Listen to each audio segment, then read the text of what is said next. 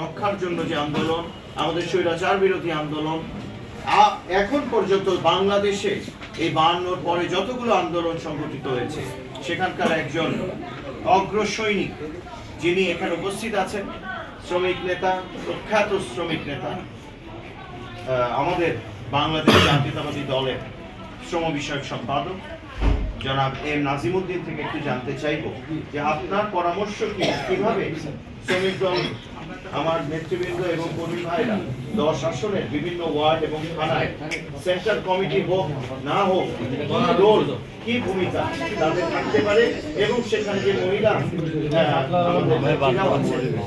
তাদেরও কি রোল হতে পারে। আমি এরপরে আবার আমার বক্তব্যটা দেব। আমাদের মানে আমরা এই প্রার্থীকে আমরা অনেক সন্দেহ করছি, তাই না?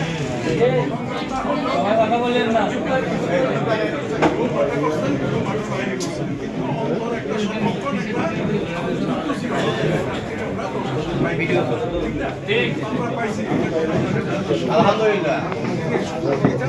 আমাদের আন্তরিক কৃতজ্ঞতা। আমি একটা কথা বলি, আমি যখন ভক্তি করতাম শ্রমিক দল নিয়ে যখন ভক্তি করতাম ইনডাইরেক্টলি আমরা কোনো সমালোচনা করতাম, সেটা কি বলতাম যে শ্রমিক দল না করলে আইনে ভোটে হাঁটতে হবে। সেটা কিরকম সেটা আমরা বলতাম এইটাই যে আমি বলছি, বারবার বলছি, সেটা হচ্ছে আমাদের দেশে যেখানে ফোনটা যখন হয় সেখানে শ্রমিক দল তারাই থাকতে পারবে, ও মাছটা কিল খাইয়ে দুটো কিল দিতেও পারবে এবং সে কোন বাদ ছেড়ে যাবে না, সে লাইনে থাকবে, যত তার করতে হবে লাইনে থাকবে, বলছি না কথাটা। এবং সেটার প্রমাণ দেওয়ার সময় আসছে। ভারতের নির্বাচন আমি আশা করব শ্রমিকের প্রত্যেকটা মানুষ এখানে সবগুলো কিন্তু 10 আসনের ভোটার ভোটার আনছি এবং সবাই কিন্তু শ্রমিক মানুষ।